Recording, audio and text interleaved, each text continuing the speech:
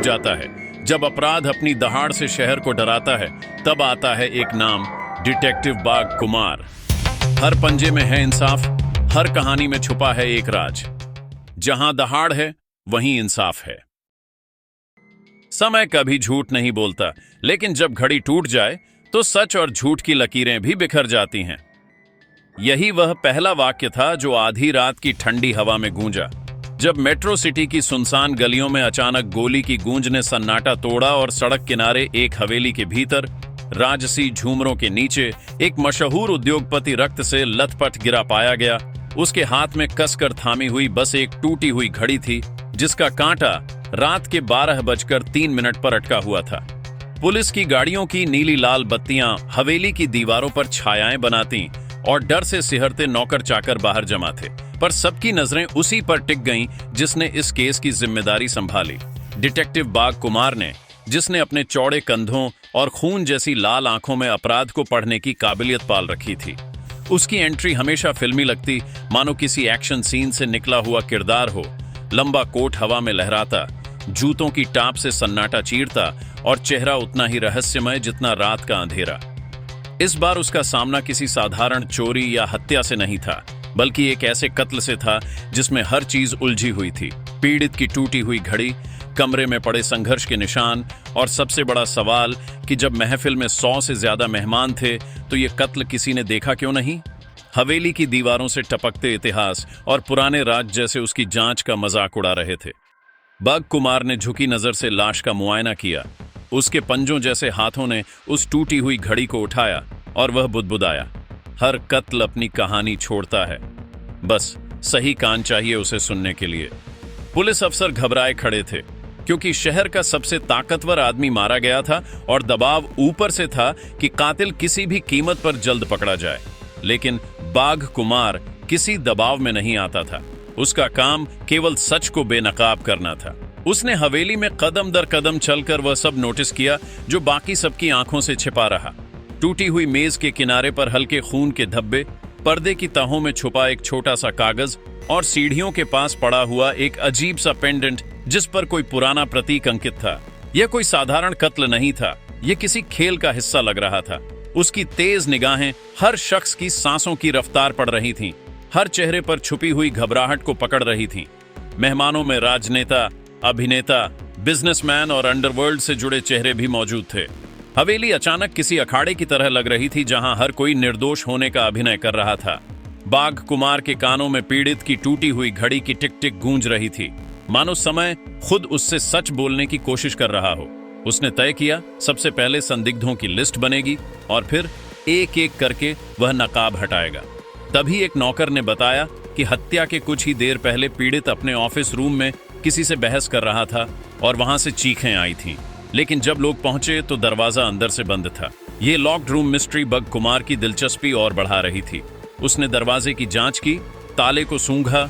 उसकी बाघ जैसी इंद्रियां बेहद पैनी थीं और तुरंत समझ गया कि ताला अंदर से नहीं बल्कि चालाकी से बाहर से बंद किया गया था, ताकि सबको भ्रम हो कि ये आत्महत्या या अचानक हुई लड़ाई है। कातिल बहुत होशियार है, उसने बुदबुदाया, लेकिन मैं उससे ज्यादा भूखा हूं सच के लिए। हवेली में सन्नाटा था, हर कदम पर शक की गंध तैर रही थी। कुछ मेहमानों की नजरें उससे मिलने से बच रही थीं, कुछ बार बार मोबाइल पर मैसेज चेक कर रहे थे और कुछ इतने शांत थे कि वही उनकी सबसे बड़ी गलती थी। डिटेक्टिव बाघ कुमार ने हर किसी को नोटिस किया। एक सजी धजी महिला जो आंसू बहा रही थी, पर उसकी आंखों में आंसू से ज्यादा क्रोध था। एक बिजनेसमैन जो बार बार पसीना पोंछ रहा था, और एक युवक जो भीड़ में होते हुए भी परछाई की तरह गायब रहने की कोशिश कर रहा था। हर चेहरा एक नकाब था और हर नकाब के पीछे कोई न कोई सच दबा था। तभी अचानक बिजली चली गई और पूरे हॉल में अंधेरा छा गया। चीखों और भगदड़ के बीच किसी ने फिर से फुसफुसाकर कहा, घड़ी टूट चुकी है, अब मौत का खेल शुरू होगा। बाघ कुमार की तीखी आंखें अंधेरे में भी चमक रही थीं। उसका मस्कुलर शरीर शिकार पर झपटने को तैयार था। यह कत्ल सिर्फ एक हत्या नहीं था, ये एक पहेली थी जो शहर की जड़ों तक फैली साजिश की ओर इशारा कर रही थी, और अब यह उसका शिकार था। कत्ल वही मुश्किल नहीं होता, मुश्किल है सच को छुपाए रखना, जब शिकारी की आंखें हर झूठ की नसों में खून की तरह दौड़ रही हों। अंधेरा छंटते ही हवेली की बत्तियां दोबारा जल उठीं और डिटेक्टिव बाघ कुमार की नजरें पूरे हॉल में घूम गईं। भगदड़ शांत हुई तो कई चेहरे साफ दिखने लगे। कुछ खौफ से सफेद पड़े तो कुछ खामोश मगर सख्त। उसके पंजों जैसे हाथ अब उस टूटी हुई घड़ी को कसकर पकड़े हुए थे, जैसे यह पूरी पहेली की चाबी हो। उसने अपने दिमाग में घटनाओं का नक्शा बनाना शुरू किया। 12:03 पर घड़ी रुकी हुई थी, यानी वही कत्ल का समय हो सकता था। लेकिन सवाल यह था कि जब दरवाजा अंदर से बंद था तो कातिल बाहर कैसे निकला? हवेली की पुरानी बनावट को देखते हुए उसने शक किया कि कोई गुप्त दरवाजा या रास्ता होना चाहिए। वह कमरे के हर कोने में पंजों से लकड़ी की दीवारें ठोंकता, फर्श पर झुककर सुनता और अचानक उसे एक हिस्से से खोखली आवाज आई। उसने एक झटके में दीवार पर लगा पुराना पेंटिंग फ्रेम हटाया और पीछे से एक छोटा सा गुप्त दरवाजा मिला, जिसके किनारों पर खून के धब्बे हल्के हल्के जमे हुए थे। यह पहला बड़ा सुराग था। कत्ल के बाद कातिल इसी रास्ते से भागा था। पुलिस वाले हैरान थे, पर बाघ कुमार के चेहरे पर हल्की सी शिकारी मुस्कान फैल गई। तभी उसने भीड़ से 3 लोगों को तुरंत अलग खड़ा करने का आदेश दिया। वह बिजनेसमैन जो बार बार पसीना पोंछ रहा था, वह महिला जिसकी आंखों में आंसू से ज्यादा क्रोध था, और वह युवक जो अंधेरे में गायब रहने की कोशिश कर रहा था। उसने कहा, कत्ल की असली गवाही खून नहीं देता, बल्कि इंसान की आंखें देती हैं, और ये तीनों अपनी आंखों से बहुत कुछ छुपा रहे हैं। पूछताछ शुरू हुई। महिला बोली कि पीड़ित उसका पति था और उसने दुश्मन बना रखे थे। बिजनेसमैन ने कहा कि उसका पीड़ित से पुराना झगड़ा था, लेकिन वह पार्टी में महज मजबूरी में आया था। युवक चुप रहा, पर उसकी जेब से वही पेंडेंट निकला जिस पर रहस्यमय प्रतीक अंकित था। माहौल और डरावना हो गया, क्योंकि वह प्रतीक शहर के पुराने क्राइम सिंडिकेट कालचक्र से जुड़ा हुआ था। एक ऐसा गिरोह जो समय को अपने प्रतीकों में इस्तेमाल करता था और हर कत्ल में घड़ी या समय की कोई निशानी छोड़ता था। डिटेक्टिव बाघ कुमार समझ गया कि यह हत्या महज निजी झगड़ा नहीं थी, बल्कि एक संगठित साजिश का हिस्सा थी। उसने सोचा, कालचक्र फिर से जिंदा हो चुका है और यह घड़ी उसी का संदेश है। तभी हवेली के पिछले हिस्से से पुलिस ने एक और लाश बरामद की। एक वेटर जिसकी गर्दन तोड़ी गई थी और उसकी जेब में घड़ी का टूटा हुआ गियर छुपाया गया था।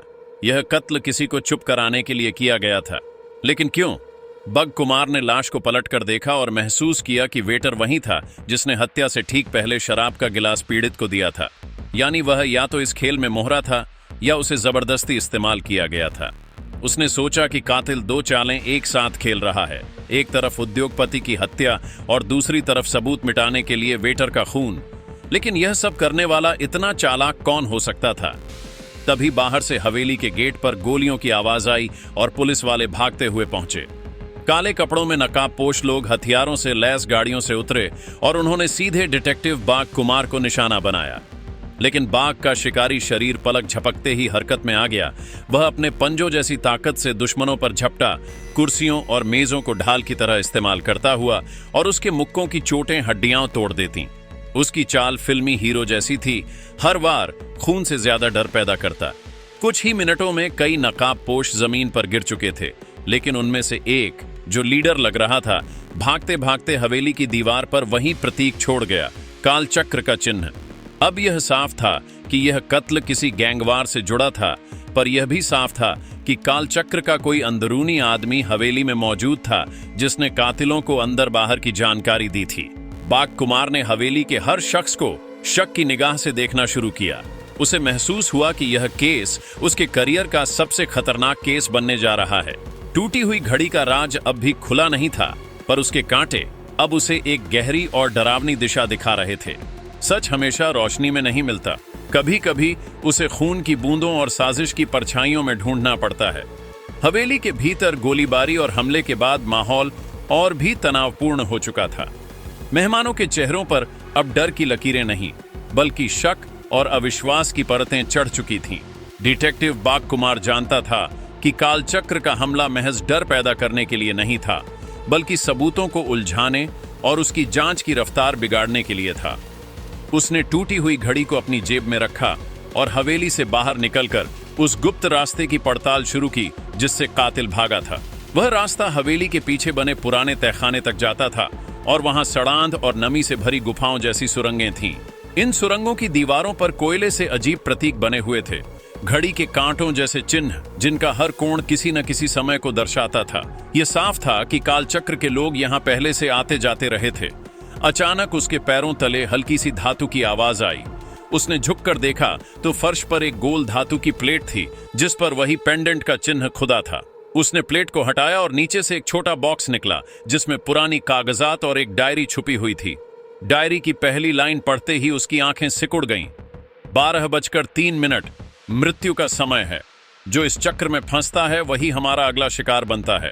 यानी उद्योगपति की हत्या पहले से तय थी और यह महज व्यक्तिगत दुश्मनी नहीं बल्कि एक अनुष्ठानिक हत्या थी। लेकिन क्यों? उसने डायरी के पन्ने पलटे और पाया कि उसमें शहर के कई बड़े नाम लिखे थे, राजनेताओं, व्यापारियों और यहां तक कि पुलिस अधिकारियों के। यह कोई साधारण गिरोह नहीं था बल्कि सत्ता और अपराध का गठजोड़ था जो अपने दुश्मनों को समय के प्रतीक से जोड़कर मौत के खेल में बदल देता था। तभी अचानक सुरंग में हल्की सी आहट हुई। उसकी बाघ जैसी इंद्रियां चौकन्नी हो गईं। उसने तुरंत झपटकर अंधेरे से भागती परछाई को दबोच लिया। यह वही युवक था जिसकी जेब से पेंडेंट मिला था। युवक कांप रहा था और उसकी आंखों में डर से ज्यादा रहस्य था। बाघ कुमार ने उसे धक्का दिया और गुर्राया, बोल, सच उगल वरना तेरी सांसें भी इस सुरंग में दफन हो जाएंगी। युवक बोला कि वह काल चक्र का हिस्सा नहीं था बल्कि उसे ब्लैकमेल किया गया था इस पार्टी में आने और पेंडेंट लाने के लिए। उसे धमकी दी गई थी कि अगर वह ऐसा नहीं करेगा तो उसका परिवार मारा जाएगा। यह सुनकर कहानी और गहरी हो गई। मतलब असली कातिल अभी भी खुला घूम रहा था और यह युवक बस मोहरा था। डिटेक्टिव बाघ कुमार ने सोचा तो कातिल हवेली में ही है और उसने कालचक्र के डर का इस्तेमाल पर्दे के पीछे छुपने के लिए किया है। वह युवक को पुलिस के हवाले करके बाहर निकला, लेकिन तभी हवेली के बाहर एक धमाका हुआ। गाड़ियों में आग लगी और चीखों का शोर उठा। कातिल ने बाहर भी ध्यान भटकाने के लिए खेल रचा था। धुएं और आग के बीच बाघ कुमार की नजर उस महिला पर पड़ी, पीड़ित की पत्नी, जो भागते भागते सीधे अपनी गाड़ी की ओर जा रही थी। उसकी चाल सामान्य नहीं थी, मानो वह पहले से तैयार थी। उसने तुरंत उसका पीछा किया और उसकी गाड़ी को अपनी ताकतवर छलांग से रोक लिया। महिला गुस्से में चिल्लाई और बोली कि यह सब उसका बदला था क्योंकि उसका पति उसे सालों से धोखा दे रहा था और कालचक्र के साथ सौदे कर रहा था। लेकिन उसकी बात में कहीं ना कहीं झूठ था। अगर बदला ही मकसद होता तो कालचक्र का प्रतीक क्यों इस्तेमाल करती? तभी डिटेक्टिव बाघ कुमार की तेज नजर ने देखा कि उसके पर्स में वही टूटी हुई घड़ी का दूसरा हिस्सा रखा था जो लाश के हाथ से गायब था। असली खेल अब समझ में आ रहा था। यह कत्ल, निजी दुश्मनी और कालचक्र की साजिश दोनों का मिश्रण था, लेकिन असली मास्टरमाइंड अभी भी सामने नहीं आया था। उसने महिला को गिरफ्तार करवाया, पर मन में जानता था कि असली खिलाड़ी कोई और है। रात गहराती जा रही थी और हवेली अब जंग का मैदान लग रही थी। टूटी हुई घड़ी के कांटे अब उसे अगले शिकार की ओर ले जा रहे थे और उसे एहसास हो रहा था कि असली कातिल वह है जो सबको अपने खेल की गोटियों की तरह चला रहा है। यह जांच अब एक हत्या से निकलकर पूरे शहर के अंधेरे सच को उजागर करने वाली थी। कत्ल का सच तलवार की धार पर चलता है। जितना करीब पहुंचो उतना ही खून का छींटा चेहरे पर पड़ता है। हवेली में हुई गिरफ्तारी और धमाकों के बाद शहर की हवा बदल चुकी थी। हर अखबार और चैनल पर बस यही हेडलाइन थी, उद्योगपति का कत्ल, टूटी हुई घड़ी का रहस्य और कालचक्र की वापसी। पर डिटेक्टिव बाघ कुमार जानता था कि मीडिया के लिए यह बस सनसनी थी, लेकिन उसके लिए यह शिकारी की गंध थी जो अभी पूरी तरह पकड़ी नहीं गई थी। उसने पीड़ित की पत्नी को हिरासत में दिया था, लेकिन उसकी बातों में छुपा झूठ उसके दिमाग में गूंजता रहा। उसने अपनी नोटबुक खोली और सारे सुराग एक लाइन में लिखे, टूटी हुई घड़ी, गुप्त सुरंग, वेटर की हत्या, कालचक्र का प्रतीक और डायरी में दर्ज मौत का समय। ये सब बिंदु किसी अदृश्य धागे से जुड़े थे। उसने सोचा कि यह धागा तभी खुलेगा जब वह सीधे कालचक्र की जड़ तक पहुंचेगा। इसी तलाश में वह शहर के अंधेरे हिस्से में गया, पुराने डॉकयार्ड, जहां तस्करी और गैंगवार की कहानियां दीवारों पर खून की तरह जमी थीं। उसकी चाल धीमी थी, लेकिन आंखों में वही शिकारी चमक थी। अचानक उसने देखा कि डॉकयार्ड के एक गोदाम में आधी रात को ट्रकों का आना जाना हो रहा था। उसने पास जाकर झांका तो अंदर हथियारों की खेप और नकली घड़ियों के बक्से भरे पड़े थे। उन घड़ियों के डायल पर वही कालचक्र का प्रतीक अंकित था। तभी पीछे से गोलियों की बौछार हुई। नकाबपोश हथियारबंद आदमी चीते की तरह उस पर टूट पड़े, लेकिन बाघ कुमार का शरीर किसी युद्ध मशीन जैसा था। उसके वार भारी हथौड़े जैसे, उसकी छलांगें चीते जैसी और उसकी दहाड़ दुश्मनों की हड्डियां कंपा देने वाली। उसने कई दुश्मनों को गिरा दिया, पर तभी लीडर सामने आया, चेहरे पर मुखौटा, हाथ में स्वर्ण घड़ी और गहरी आवाज में कहा, हम कालचक्र हैं, समय को हम मारते हैं और जीने देते हैं। उसने हमला किया, पर डिटेक्टिव बाघ कुमार ने उसकी हर चाल को पढ़ लिया। दोनों के बीच जबरदस्त लड़ाई हुई। गोदाम के बक्से टूटे, लोहे की चादरें मुड़ी और गोलियों की गूंज आसमान तक पहुंची। अंत में वह मुखौटा पहने आदमी घायल होकर भाग निकला, लेकिन जाते जाते उसने घड़ी हवा में फेंकी, जो जमीन पर गिरकर उसी समय पर अटक गई। 12:03। यह वही हस्ताक्षर था जो हर कत्ल के साथ छोड़ा जा रहा था। अब यह साफ था कि उद्योगपति की हत्या कालचक्र की ही थी, लेकिन असली सरगना कौन है, यह अभी भी परछाइयों में छुपा था। बाघ कुमार ने गोदाम से बरामद दस्तावेज खंगाले तो उसमें चौंकाने वाला सच निकला। पीड़ित खुद कालचक्र का हिस्सा था और वह संगठन से गद्दारी कर रहा था। उसने पुलिस और राजनेताओं को जानकारी बेची थी और इसी गद्दारी की सजा उसे मौत बनकर मिली। यानी पत्नी का गुस्सा और शक सही था, लेकिन असली कारण कालचक्र का न्याय था। पर सवाल यह था कि संगठन में इतना ताकतवर कौन था जो सबको कंट्रोल कर रहा था। उसने दस्तावेजों में एक नाम पाया, अश्वत्थ। यह नाम पुलिस की पुरानी फाइलों में कई बार दर्ज था, लेकिन कभी पकड़ा नहीं गया। कहा जाता था कि वह शहर के सबसे बड़े क्राइम सिंडिकेट्स का मास्टरमाइंड है और उसकी पहचान आज तक किसी को नहीं पता। यह नाम पढ़ते ही डिटेक्टिव बाघ कुमार की आंखें सख्त हो गईं। उसे पता था कि अब शिकारी और शिकार की दूरी घट रही है। शहर के अंधेरे कोनों में उसका नाम फुसफुसाहट बन चुका था और अब खेल आखिरी मोड़ की तरफ बढ़ रहा था। टूटी हुई घड़ी के कांटे उसे बता रहे थे कि सच बस एक कदम दूर है, लेकिन वह कदम खून और आग से होकर ही गुजरेगा। शिकारी और शिकार में फर्क सिर्फ इतना होता है, शिकार भागता है, शिकारी ठहर कर वार करता है। शहर की आधी रात में जब लोग खामोशी ओढ़े सो रहे थे, डिटेक्टिव बाघ कुमार अपने कदमों से अंधेरे की दीवारें तोड़ता हुआ कालचक्र के आखिरी ठिकाने की ओर बढ़ रहा था। वह ठिकाना शहर के किनारे एक परित्यक्त क्लॉक टावर था, जिसके बारे में कहा जाता था कि वहां हर घड़ी का कांटा हमेशा 12:03 पर अटका रहता है। यही वही जगह थी जहां से कालचक्र अपना डर फैलाता था।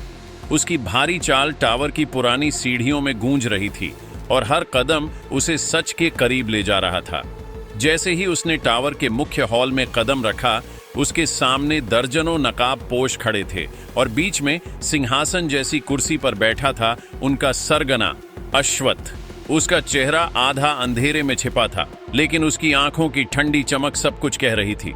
उसकी कलाई पर वही टूटी हुई घड़ी का जुड़वां टुकड़ा चमक रहा था। अश्वत्थ ने धीमी आवाज में कहा, समय किसी का नहीं होता बाघ कुमार, लेकिन मौत का समय हम तय करते हैं। उसके इशारे पर नकाबपोश हमला करने लगे और टावर की दीवारें गोलियों और तलवारों की आवाजों से गूंज उठीं। पर डिटेक्टिव बाघ कुमार किसी इंसान से नहीं, बल्कि जैसे जंगल के बाघ की आत्मा से लड़ रहा था। उसके हर वार में गुस्सा, हर छलांग में आग और हर दहाड़ में मौत का सन्नाटा था। एक एक कर नकाबपोश गिरते गए, पर असली लड़ाई अब शुरू हुई थी। अश्वत्थ अपनी जगह से उठा और दोनों के बीच ऐसा टकराव हुआ जिसने टावर की नींव हिला दी। मुक्के, लातें, चाकू और लोहे की छड़ें सब हथियार बने, पर दोनों का असली हथियार उनकी सोच और ताकत थी। अश्वत्थ ने कहा कि कालचक्र का मकसद शहर के हर उस इंसान को खत्म करना है जो झूठे कानून और भ्रष्ट सत्ता की छाया में पलता है, और इसलिए हर कत्ल सिर्फ एक न्याय है। लेकिन बाघ कुमार गर्जा, न्याय खून से नहीं सच से होता है, और सच तुझ जैसे गुनहगार की गर्दन पर लिखा है। लड़ाई और भी बेरहम हो गई। दोनों ऊंचे गियर से नीचे गिरे, घड़ियों के बक्से टूटे और उनके कांटे चारों तरफ बिखर गए। आखिरकार डिटेक्टिव बाघ कुमार ने अपने पंजों जैसे हाथों से अश्वत्थ को दीवार से दबोच लिया। उसने उसकी कलाई से टूटी हुई घड़ी का टुकड़ा छीनकर जमीन पर पटका और कहा, तेरा खेल खत्म, अब ये घड़ी सच बताएगी। पुलिस की सायरन गूंज उठी और टावर चारों तरफ से घिर गया। नकाबपोश पकड़े गए, अश्वत्थ हथकड़ियों में जकड़ा गया और टूटी हुई घड़ी के दोनों हिस्से जोड़कर पूरा सच सामने आया। वह घड़ी महज समय दिखाने वाला यंत्र नहीं थी, बल्कि उसमें एक माइक्रोचिप छिपी थी जिसमें कालचक्र के सारे काले सौदों और राज दर्ज थे। पैसों का लेन देन, नेताओं और अफसरों की साजिशें और हर कत्ल का सबूत। यह देखकर सबके चेहरे से नकाब उतर गया। शहर की हवा साफ हो गई और लोगों ने पहली बार जाना कि उनका डर महज घड़ी की टिक टिक में कैद था। डिटेक्टिव बाघ कुमार ने सबूत पुलिस को सौंपा और चुपचाप रात के अंधेरे में निकल गया। उसका चेहरा वहीं ठंडा, मगर आंखों में हल्की संतुष्टि थी। उसने बुदबुदाकर कहा, कत्ल का खेल खत्म हुआ, लेकिन जब तक समय है सच के खिलाफ साजिशें चलती रहेंगी। और मैं बाघ कुमार हर बार लौटूंगा। उसकी परछाई टावर की सीढ़ियों में खो गई और टूटी हुई घड़ी की टिक टिक अब बंद हो चुकी थी। कहानी खत्म हुई, लेकिन एक नई जांच की गंध हवा में तैर रही थी।